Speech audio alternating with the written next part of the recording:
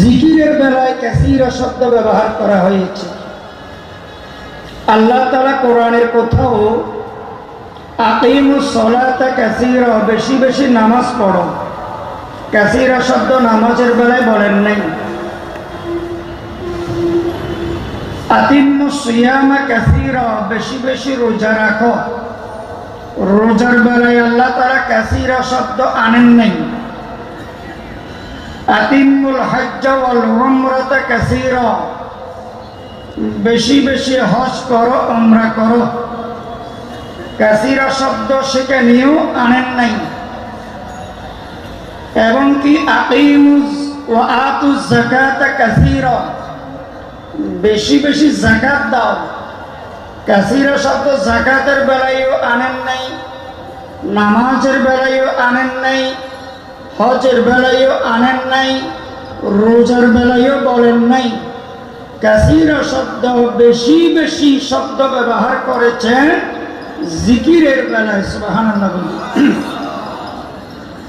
রাসূল সাল্লাল্লাহু আলাইহি ওয়াসাল্লাম জিকিরের বেলায়ও কাসীরা শব্দ ব্যবহার করেছেন। যেমন ক্বালা রাসূলুল্লাহ সাল্লাল্লাহু আলাইহি ওয়াসাল্লাম আকসিরু যিকরাল্লাহ হাত্তা ইয়াকুলু মাজনুন।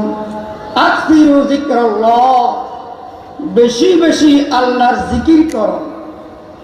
তাহলে জিকির বেশি বেশি করতে বলা হয়েছে। বেশি বেশি জিকির কেন করতে বলা হয়েছে? জিকিরের আমল করতে সহজ, সওয়াব বেশি। আমল সোজা, ফজিলত বেশি। আমল ইজি, লাভ বেশি। যেমন নামাজ পড়তে ওযু লাগে, জিকির করতে ওযু লাগে না। রোজা রাখতে উপবাস থাকতে হয়, জিকির করতে উপবাস থাকতে হয় না। হজ করতে টাকা লাগে, জিকির করতে টাকা লাগে না। কোরবানি করতে পয়সা খরচ হয়, জিকির করতে পয়সা খরচ হয় না। যাকাত দিতে টাকা খরচ হয়, জিকির করতে টাকা খরচ হয় না। এজন্য কাসীরা শব্দ বেশি বেশি জিকির করো, বেশি বেশি জিকির করো। আল্লাহ তাআলাও বলেছেন, রাসূল করিম সাল্লাল্লাহু আলাইহি ওয়াসাল্লামও বলেছেন। ও মুসলমান, আল্লাহ রাসূল সাল্লাল্লাহু আলাইহি ওয়াসাল্লাম বলেন, প্রত্যেকটা মানুষের ভিতরে একটা গোশতের টুকরা আছে।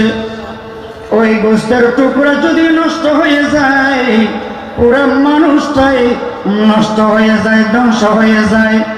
সাহাবায়ে কেরাম আরজ করলেন, ইয়া রাসূলুল্লাহ, ওই গোশতের টুকরাটা কি? আল্লাহর রাসূল বলেন, কলব, কলব, কলব। অন্তর কলব হলো গোশতের টুকরা। সাহাবায়ে কেরাম আবার আরজ করলেন, ইয়া রাসূলুল্লাহ, এই গোশতের টুকরা অপরিষ্কার হলে পরিষ্কার করব কিভাবে? অপবিত্র হলে পবিত্র করব কিভাবে? অপরিচ্ছন্ন কলবকে পরিচ্ছন্ন করব কিভাবে? আল্লাহর রাসূল বলেন, মাওলা পাকের জিকির।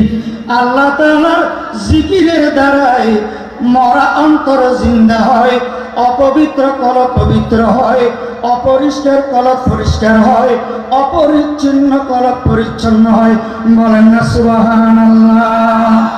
আল্লাহ আল্লাহ क्या मुबारक नाम है, अल्लाह अल्लाह मुमिनों का जिक्र है, ला इलाहा इल्लल्लाह, ला इलाहा इल्लल्लाह। ও মুসলমান, আল্লাহ রাসূল আরেকটা হাদিসের মধ্যে ইরশাদ করেন, ও আমার সাহাবী, তোমরা ঈমানকে নবায়ন করো।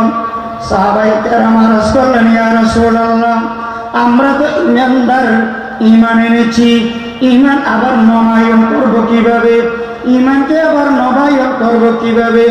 আল্লাহর রাসূল বলেন, আল্লাহ তাআলার জিকির বেশি বেশি করার মাধ্যমে ইমানকে নবায়ন করো, ইমানকে আরো মজবুত করো, ইমানকে আরো শক্তিশালী করো। বলেন না সুবহানাল্লাহ। জিকির, আমরা নামাজ পড়ার জন্য মাথায় টুপি দিই কি দিই না? টুপি দিই, কিন্তু জিকির করার জন্য টুপি না দিলেও চলে। গোসল ফরজ অবস্থায় নামাজ পড়া জায়েজ নাই, কোরআন শরীফ পড়া জায়েজ নাই, কাবা শরীফ তওয়াফ করা জায়েজ নাই, মসজিদে প্রবেশ করা জায়েজ নাই, কিন্তু জিকির জায়েজ আছে। আমরা নামাজ পড়ার জন্য মসজিদে যাই সচরাচর, কিন্তু জিকির দোকানে পাটে করা জায়েজ আছে না নাই? অফিস আদালতে জিকির করা যাবে কি যাবে না? গাড়ি ঘোড়ায় জিকির করা যাবে কি যাবে না? রাস্তায় চলার পথে জিকির করা যাবে কি যাবে না? আমরা শুয়ে শুয়ে নামাজ সচরাচর পড়ি না, সুস্থ ব্যক্তি শুয়ে শুয়ে নামাজ পড়ে না, কিন্তু জিকির শুয়ে শুয়ে করা যাবে কি যাবে না? জিকির আমল করা সহজ, সওয়াব বেশি। জিকির